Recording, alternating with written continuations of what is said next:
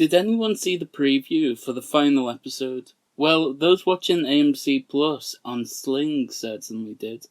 Somehow they accidentally showed the promo preview for the final episode. I have the clip here. I figured we could talk about it and discuss what it could mean.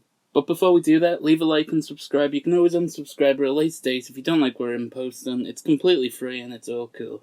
Come on, let's get on with it. Showtime. Hoover, max extract pressure, Pro Model 60. Hoover, pressure Pro, max extra, Model 60. There is only one episode left of Better Call Saul. Series finale, Monday night at 9 on AMC and AMC Plus. Now, we know the teasers can't be trusted. After Point and Shoot, we were misled with a clip of Gene talking about his dog. And the recent one at a radio dispatch on a police car talking about a crime that happened last season. There's a video about that coming up soon, by the way.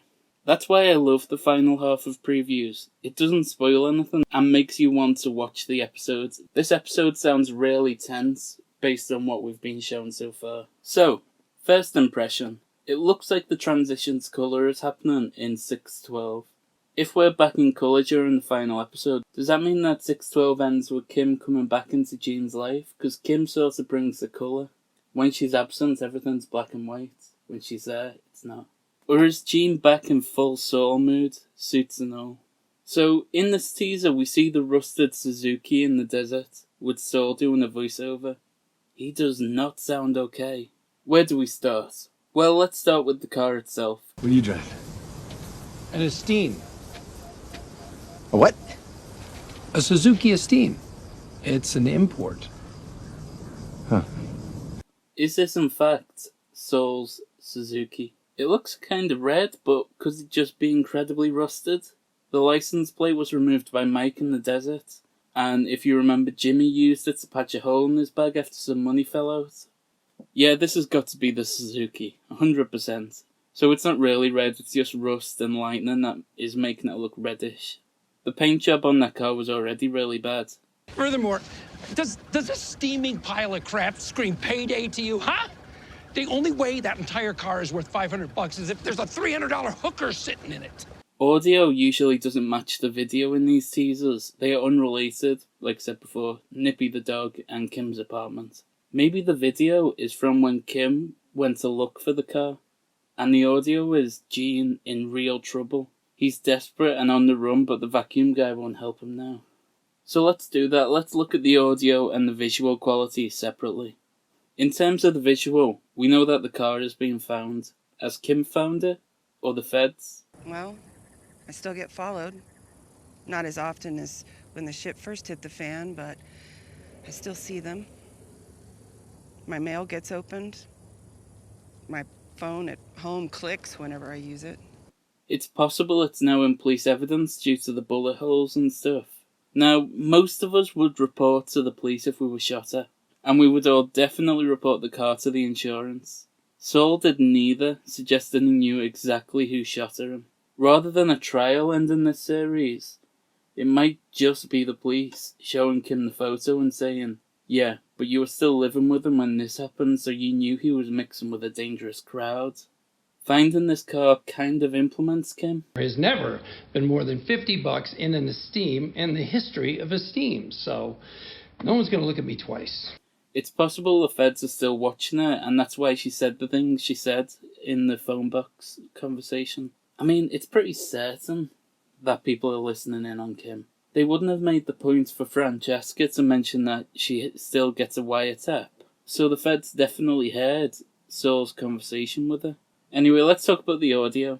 So he's calling Robert Forster here, the vacuum guy. Someone caught a photo of Bob with Carol Burnett on set, and he wasn't wearing a mustache. And either Tom or Peter said that we would see a fourth iteration of Jimmy, Saul, Gene. Perhaps he gets vacuumed again? Or could the fourth person be Victor, the con artist from the last episode? But come on, Victor.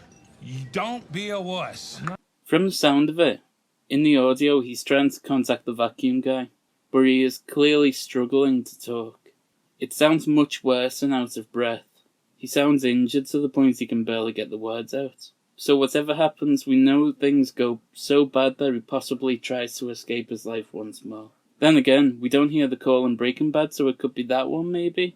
You know what Better Call Saul is like with mismatching the video and audio of its teasers. What goes against the idea that he's trying to escape a second time is that he already tried to escape his team once before, when he was confronted by Jeff in the mall. And when he did, he had to ask for an adapter. There's no mention of an adapter in this preview. Best quality vacuum, how may I help you? Yeah, I need an adapter for a Hoover Max Extract Pressure Pro Model 60. We've delivered to you before, haven't we? Max Extract Pressure Pro Model 60. I have a feeling he's either giving it to someone or trying to recite it to remember it. Could he possibly be snitching on the disappearer? Talking to the feds about the vacuum guy? I guess I was holding out hope that Jimmy would maybe go to prison and not die. But he does not sound good here, does he? He sounds injured and exhausted. I have a feeling I know how the show is going to end. I go into that in my video on Better Call Saul and its relationship with Frankenstein, which should be up in a couple of days. I wonder why he's saying the line again. I doubt he's actually trying to make use of the vacuum guy. Could he possibly be telling someone else the line so they could contact him? Kim, maybe? I feel like we've always known that this finale ends one of two ways. Prison or death. Prison makes the most sense since it means we've got a trilogy of outcomes. Walt's got death, Jesse got freedom, and Saul gets prison. Of course, the man who was meant to be on the side of the law gets prison. Would you be surprised to learn, Mr. Harkness, that the person you just pointed to is not the defendant? What? And my client is in the back of the courtroom. Mr. Sakey, would you please stand up? Objection. Now, the person you ID'd is named Hollis Early. He's a bartender down in Berlin. He has a very good alibi for the night in question. Your Honor, objection. Oh, Mr. Goodman, really? You didn't recognize him either, Your Honor. It's like poetry. It rhymes. So yeah, that's the teaser for the finale. This video has just been thrown together real quick, so I'm sorry if it's not on par with the rest of them. I've actually got 2 Better Call Saul videos scheduled to be released. One of them is on the teaser from last week's episode, as well as talking about the call that he had with Kim in the phone box. And then the other video is comparing Better Call Saul to the book Frankenstein, which I'm really enjoying. It's looking really good, so please stick around and check that out. Like I said, if you could be so kind to leave a like and subscribe. You can always unsubscribe at a later date if you don't like what I'm posting. It's completely free.